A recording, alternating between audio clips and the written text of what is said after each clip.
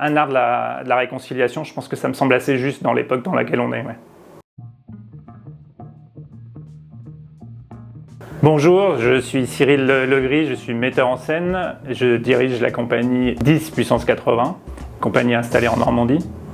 Et je suis président du syndicat national des metteuses et metteurs en scène. Bien sûr que ça s'apprend de mettre en scène.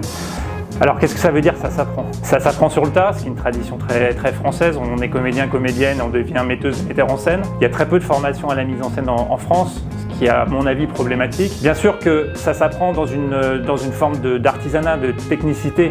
C'est-à-dire qu'on a besoin d'avoir des outils pour pouvoir s'exprimer, pour avoir une écriture scénique, pour savoir ce que c'est de pouvoir s'exprimer et de connaître ces différents matériaux pour pouvoir créer une mise en scène. Donc je dirais que ça s'apprend et qu'une formation initiale en fait serait une bonne chose. Il y en a quelques-unes mais pas assez à mon goût.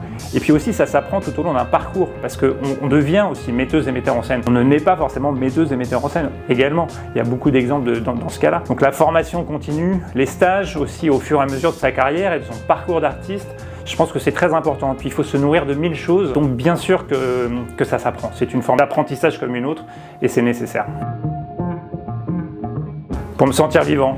Pour être vivant, pour être avec les autres, pour partager.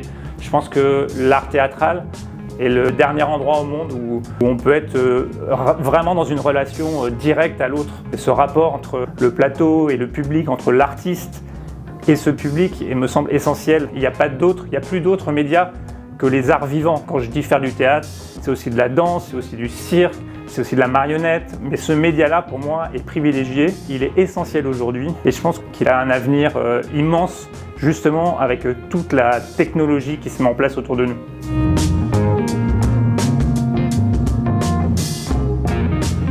Il y a toujours eu des nouvelles technologies. D'ailleurs, la mise en scène contemporaine n'existerait pas s'il n'y avait pas eu la révolution de l'électricité, par exemple. Donc c'est l'électricité qui a permis en fait d'avoir un nouveau rapport au théâtre et que le métier de metteuse et metteur en scène en fait est né de cette révolution-là. Et c'est pareil pour le cinéma. La nouvelle vague, c'est un mouvement artistique mais qui est né aussi de la possibilité d'avoir une caméra qui était moins brillante, où on pouvait aller en extérieur.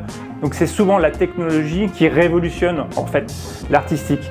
Et ce qui est important, c'est que la technologie ne nous envahisse pas pour ce qu'elle est en elle-même, mais qu'elle devienne un outil de création. Et c'est ce que font de plus en plus un certain nombre d'artistes. Et donc ça c'est formidable quand la technologie en fait s'oublie. Et on peut très bien avoir de la vidéo et en même temps oublier que c'est de la vidéo et que ça reste un acte vivant. Et c'est ça avant tout le théâtre pour moi.